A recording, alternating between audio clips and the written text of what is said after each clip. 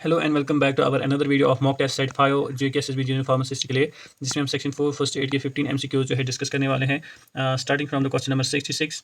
यहाँ पर हमारा क्वेश्चन है the primary aim of first aid is to, यानी जो फर्स्ट एड होता है उसमें क्या प्राइमरी एम रहता है। चार ऑप्शन है हमारे यहाँ पर। आप चाहे तो इनको अपनी नोटबुक पे पेन डाउन कर सकते हैं, वहाँ पर आप इसको जो राइट आंसर है उसको जो है चूज़ कर सकते हैं। बाद में इस पेपर को एनालाइज कर सकते हैं और इसकी एक्सप्लेनेशन को भी आप जो है अपनी नोट्स पे वो लिख सकते हैं, ठीक है। सो यहाँ पर जो क्वेश्चन नंबर 66 है हमारा, इसका आंसर रहता है ऑप्शन बी, ठीक है। That is prevent worsening of condition, यानी जो प्राइमरी एम होता है किसका, फर्स्ट एड का, वो क्या होता है, प्रिवेंट वर्सनिंग ऑफ कंडीशन, जिसमें ये तीन चीज़ें भी आती है, ठीक है। सो नेक्स्ट जो इसमें क्वेश्चन है दैट इज़, तो दैट मीन जो हमारा क्वेश्चन नंबर 66 है, इसका आंसर रहेगा option B, prevent worsening of condition. ये जो है primary aim of first aid रहेगा, ठीक है। नेक्स्ट जो हमें इसमें क्वेश्चन है that is in an unconscious breathing patient the safest immediate position is. सबसे इंपॉर्टेंट होता है क्वेश्चन को सही तरीके से पढ़ना। यहाँ पर आपसे पूछा जा रहा है अनकॉन्शियस ब्रीदिंग पेशेंट, यानी पेशेंट अनकॉन्शियस है but he is breathing. So unconscious breathing patient में हम सेफेस्ट इमीडिएट पोजीशन क्या देंगे, spine flat, recovery lateral position, sitting upright, ठीक है, या ट्रेंडलनबर्ग पोजीशन। सो यहाँ पर हमारा आंसर रहेगा क्वेश्चन नंबर 67 का, दैट इज ऑप्शन बी, ठीक है, रिकवरी लेटरल पोजीशन। फॉर, जहाँ पर हमें याद रखना है, for an unconscious but breathing patient keep airways open, prevent the aspiration of vomitus. ये वेरी कॉमन CPR या फर्स्ट एड क्वेश्चन है जो आपसे पूछा जा सकता है। सो इसमें क्या हम देते हैं, रिकवरी लेटरल पोजीशन या लेफ्ट, जिसमें हम जो लेफ्ट लेटरल पोजीशन देते हैं, ठीक है। सो यहाँ पर जो हमारा ये क्वेश्चन है, इसमें हमारा आंसर क्या रहेगा, क्वेश्चन नंबर 67 में हमारा आंसर रहेगा ऑप्शन बी, ठीक है। साथ साथ इसको आप अपने आंसर्स के साथ एनालाइज कर सकते हैं जो आप आंसर चूज़ करेंगे, ठीक है। फिर उसके बाद है हमारा क्वेश्चन नंबर 68 में पूछा गया है correct CPR compression to breath ratio in adult या सिंगल, जिसमें हम सिंगल रेस्क्योर की बात हो रही है, यानी correct CPR compression to breath ratio क्या है इन एडल्ट में, जहाँ पर जो फर्स्ट एडर है वो क्या है, सिंगल पर्सन है, ठीक है। यहाँ पर हमारे पास चार ऑप्शन है। मोस्ट इंपॉर्टेंट क्वेश्चन है ये, जो जिसका आंसर हमारा यहाँ पर बनता है वो यह है कि 30:2 रेशियो आपको याद रखना है, ठीक है। 30 कंप्रेशंस 2 ब्रेथ्स, ठीक है। Adult CPR ratio single rescuer के लिए क्या है, 30 कंप्रेशन 2 ब्रेथ्स। कंप्रेशन रेट क्या है, 100 to 200 कंप्रेशंस पर मिनट। डेप्थ क्या है, 5 to 6 सेंटीमीटर। 5 to 6 सेंटीमीटर इसमें डेप्थ रहनी चाहिए, ठीक है। सो यहाँ पर हमारा आंसर रहेगा ऑप्शन बी, दैट इज 30:2। फिर उसके बाद हमारा नेक्स्ट क्वेश्चन है that is during severe external bleeding the first step is, यानी अगर सीवियर एक्सटर्नल ब्लीडिंग हो रही है तो फर्स्ट एड स्टेप क्या रहेगा हमारा। तो यहाँ पर चार ऑप्शंस है, apply tourniquet immediately, directive from pressure और wound, wash wound thoroughly, elevate the limb, ठीक है। सो चार ऑप्शंस है। यहाँ पर जो क्वेश्चन नंबर 69 है, इसका हमारा आंसर रहेगा option B, that is directive from pressure और वाउंड, यानी जो फर्स्ट एड स्टेप इसमें रहता है इन सीवियर ब्लीडिंग कंट्रोल में, वहाँ पर क्या रहेगा, डायरेक्टिव प्रेशर, ठीक है। Tourniquet is used only if bleeding is uncontrolled. Tourniquet का उपयोग हम तब करते हैं जब ब्लीडिंग जो है वो अनकंट्रोल्ड रहेगी, अदरवाइज डायरेक्टिव प्रेशर जो है वो फर्स्ट एड स्टेप रहेगा किसमें, एक्सटर्नल ब्लीडिंग में। सो यहाँ पर हमारा जो आंसर है वो रहेगा ऑप्शन बी, ठीक है, that is directive from pressure और वाउंड। नेक्स्ट जो हमें फर्स्ट एड से क्वेश्चन आया है, क्वेश्चन नंबर 70, इसमें पूछा गया है first aid for suspected spinal injury includes, यानी फर्स्ट एड क्या रहेगा, suspected spinal injury. Suspected spinal injury होती है जिसमें हमें एग्जैक्टली पता नहीं है कि स्पाइनल इंजरी है या नहीं है, बट सस्पेक्टेड है। उसमें यहाँ पर चार ऑप्शंस दिए गए हैं, इनमें से एक करेक्ट है, ठीक है। जो क्वेश्चन नंबर 70 है हमारा, इसमें हमारा आंसर रहेगा option B, that is immobilisation of head and spine. ये हमेशा याद रखिए, अगर स्पाइनल इंजरी सस्पेक्टेड है उसमें इमोबिलाइजेशन हमेशा प्रेफर्ड रहता है, तो first step is immobilisation. So अगर सस्पेक्टेड स्पाइनल इंजरी है, do not move the neck and do not move the spine. So immobilise with cervical support to prevent paralysis या nerve damage, ठीक है। So यहाँ पर हमारा आंसर रहेगा option B, immobilisation of head and spine, ठीक है। Next question, in thermal burners the most appropriate immediate action is. अब जिन बच्चों को ये क्वेश्चंस भी टफेस्ट लग रहे हैं, सो उनको बहुत मेहनत करने की ज़रूरत है, ठीक है। ये उतनी टफेस्ट क्वेश्चन नहीं है, या आउट ऑफ द कंटेक्स्ट या आउट ऑफ द सिलेबस बिल्कुल भी नहीं है, ठीक है। सो थर्मल बर्न में मोस्ट अप्रोप्रिएट इमीडिएट एक्शन क्या है, apply ointment, option A, break blisters, cool with running water for 20 minutes, cover with cotton wool. So ये जो हमारा क्वेश्चन है, क्वेश्चन नंबर 71, इसका आंसर रहेगा option C, that is cool with running water for over nearly 20 minutes. So correct early burn care क्या रहेगा, cool with clean running water. So avoid ice, ointments, breaking blisters, ठीक है। So यहाँ पर हमारा answer रहेगा option C, cool with running water for 20 minutes, ठीक है। अब नेक्स्ट क्वेश्चन जो हमें इसमें पूछा गया है that is question number 72, which sign suggests airway obstruction in choking. यानी कौन सी साइन जो है सजेस्ट करती है एयरवे ऑब्स्ट्रक्शन, किस में, चोकिंग में। सो यहाँ पर 4 ऑप्शंस है। सो जो क्वेश्चन नंबर 72 है हमारा, इसका आंसर रहेगा ऑप्शन सी, ठीक है, साइलेंट इनएबिलिटी टू स्पीक, ठीक है, यानी जो पेशेंट है वो साइलेंट है, इनएबिलिटी है, अनेबल टू स्पीक है, ठीक है। So complete airway obstruction sign में क्या है, कैन नॉट स्पीक और कफ, साइलेंट चोकिंग, रोकायोरस, जो हमने ऑलरेडी एक फर्स्ट एड टेक्निक पढ़ी है, हेमलिश मैनुअर जिसे कहते हैं, वो करना पड़ता है इस केस में।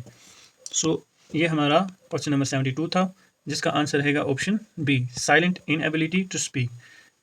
Next question, question number 73, correct first aid for snake bite is, ठीक है, करेक्ट फर्स्ट एड क्या है फॉर स्नैक बाइट। तो यहाँ पर हमारी 4 ऑप्शंस है। तो क्वेश्चन नंबर 73 जो है हमारा, इसका आंसर रहेगा option C, that is immobilize limb and reassure patient. So ये एक मॉडर्न टेक्निक है जिसमें हमें इमोबिलाइजेशन करनी है। सो नो कटिंग, सकिंग, टॉर्निकेट और केमिकल, ये इंपॉर्टेंट पॉइंट है यहाँ पर एग्जाम व्यू से, कि इसमें हम ना तो कटिंग करते हैं, ना सकिंग करनी है, ना टॉर्निकेट अप्लाई करना है, ना किसी केमिकल का उपयोग करना है, ठीक है। Transport quickly for anti snake venom, यानी इसको हॉस्पिटलाइज या हॉस्पिटल शिफ्ट करना है एज सुन एज पॉसिबल। तो हमारा जो यहाँ पर क्वेश्चन है, क्वेश्चन नंबर 73, इसका आंसर है इमोबिलाइज लिम्ब एंड रीएश्योर पेशेंट। उसके बाद हमारा क्वेश्चन है question number 74, in heat stroke priority management is, again first aid का ही क्वेश्चन है, हीट स्ट्रोक प्रायोरिटी मैनेजमेंट क्या रहेगा, ठीक है। 4 ऑप्शंस है, give hot fluids, rapid cooling of body, ठीक है, cover with blankets, encourage exercise. So ये हमारा क्वेश्चन नंबर 74 है। तो जो हमारा क्वेश्चन नंबर 74 है, इसका आंसर रहेगा ऑप्शन बी, ठीक है, that is rapid cooling of body. Heat stroke में क्या करते हैं, मेडिकल इमरजेंसी है with core temperature more than 40 degree Celsius, so immediate cooling plus fluid prevents brain damage, very important है, cooling plus fluid prevents brain damage. Heat stroke में जो है core temperature more than 40 degree Celsius बढ़ जाता है। So next question है हमारा, सो यहाँ पर हमारा आंसर क्या रहेगा, rapid cooling of body. Next question, first aid for electric shock victim beginners with, यानी फर्स्ट एड जो है for electric shock victim beginners with, 4 options है, touching victim to pull away, pouring water, switching off power source, starting CPR immediately, ठीक है। तो यहाँ पर जो हमारा आंसर रहेगा क्वेश्चन नंबर 75 का, वो रहेगा option C, that is switching off power source. So यहाँ पर जो हमारा राइट आंसर है वो है option C, switching off the power source, ठीक है। Never touch victim until the electric current is disconnected. Next question, question number 76, जिसमें पूछा गया है, a fainting syncope patient should be managed by, यानी एक पेशेंट जो है उसमें फेंटिंग हुई है, ठीक है, या सिंकोप कह सकते हैं, should be managed bye sitting upright, head low with legs elevated, giving water instantly, slapping face. तो यहाँ पर जो हमारा आंसर रहेगा क्वेश्चन नंबर 76 का, that will be option B, ठीक है, head low, legs elevated. So जो फेंटिंग है या सिंकोप है, उसमें क्या है, डिक्रीज सेरिब्रल ब्लड फ्लो, यानी ब्रेन में जो है ब्लड फ्लो वो कम हो जाता है, इसलिए हमें लेग्स को एलिवेट करना चाहिए, जो इंप्रूव करेगा वीनस रिटर्न, किस में, ब्रेन में, ठीक है, venous return to heart and restores consciousness, ठीक है, जिसकी वजह से फिर कॉन्शियसनेस वापस आएगी। तो 76 का जो आंसर रहेगा वो रहेगा ऑप्शन बी। नेक्स्ट जो हमें इसमें क्वेश्चन है, that is in epistaxis, that is nose bleed, correct action is, यानी करेक्ट एक्शन या फर्स्ट एड जो है सही क्या रहेगा। तो यहाँ पर 4 ऑप्शंस है, tilt head backward, pinch soft part of the nose and lean forward, blow nose forcefully, pack throat with cotton, ठीक है। सो यहाँ पर जो हमारा क्वेश्चन नंबर 77 है, इसका आंसर रहेगा option obviously B, that is pinch soft nose and lean forward. Correct epistaxis care, sit upright, जिसमें हमें सिट अपराइट रहना चाहिए, लीन फॉरवर्ड यानी आगे की तरफ थोड़ा सा झुकना चाहिए, नॉट बैकवर्ड, ठीक है, पिच नोज फॉर 10 मिनट्स, ये हमारा फर्स्ट एड टेक्निक रहेगा एपिस्टाइसिस या नोज ब्लीड में। तो यहाँ पर हमारा आंसर रहेगा ऑप्शन बी, किस क्वेश्चन का, क्वेश्चन नंबर 77 का, ठीक है। फिर इसमें जो नेक्स्ट क्वेश्चन है, दैट इज क्वेश्चन नंबर 78, जिसमें पूछा गया है first aid for fracture before transport, यानी फ्रैक्चर का क्या फर्स्ट एड रहेगा बिफोर ट्रांसपोर्टेशन, यानी उसको हॉस्पिटल ले जाने से पहले। तो जो क्वेश्चन नंबर 78 है हमारा, इसका आंसर रहेगा option C, that is immobilize with splint, ठीक है। सो फ्रैक्चर फर्स्ट एड में इमोबिलाइजेशन, पेन कंट्रोल, ट्रांसपोर्ट, उसके बाद ट्रांसपोर्ट। सो मसाज या हीट अगर करेंगे तो उससे क्या है, वर्सनस इंजरी। सो यहाँ पर हमारा आंसर रहेगा ऑप्शन बी, ठीक है, इमोबिलाइज विथ सिपनेट, ठीक है। उसके बाद है हमारा क्वेश्चन नंबर 79, जिसमें है, in drowning the first life saving step after rescue is, अगर कोई बंदा पानी में डूब जाता है, उसमें क्या फर्स्ट एड रहेगा या लाइफ सेविंग स्टेप क्या रहेगा आफ्टर रेस्क्यू, जब हम उसको जो है पानी से बाहर निकालेंगे, ठीक है। तो 4 ऑप्शन है यहाँ पर। तो जो क्वेश्चन नंबर 79 है हमारा, इसमें आंसर रहेगा option B, that is begin CPR if not breathing. After drowning rescue check breathing and pulse, start CPR immediately if absent. अगर हार्ट रेट या ब्रीदिंग एबसेंट है तो CPR इमीडिएटली देना चाहिए, ठीक है। Hanging upside down is absolute and harmful, ऐसा नहीं करना चाहिए, ठीक है। सो जो क्वेश्चन नंबर 79 है हमारा, इसमें हमारा आंसर रहेगा option B, that is begin cardiopulmonary resuscitation if not breathing. उसके बाद हमारा नेक्स्ट क्वेश्चन है, that is question number 18, which condition requires immediate use of adrenaline auto injector. Mild fever, anaphylaxis, simple rash या headache, ठीक है। Easy question है। जो question number 80 है हमारा, इसमें हमारा आंसर रहेगा anaphylaxis, option B. So anaphylaxis में क्या करते हैं, एड्रेनलिन ऑटो इंजेक्टर लगाते हैं, which is life saving in severe allergy, airway swelling, hypotension, and it must be given intramuscularly in thigh immediately, ठीक है, इमरजेंसी केसेस में। सो यहाँ पर anaphylaxis will be the right answer, ठीक है। Question number 80 तक जो है इसकी एक्सप्लेनेशन हमने तो बता दी, बट इसके जो स्नैप पॉइंट्स हैं उनको हम देखेंगे, ठीक है।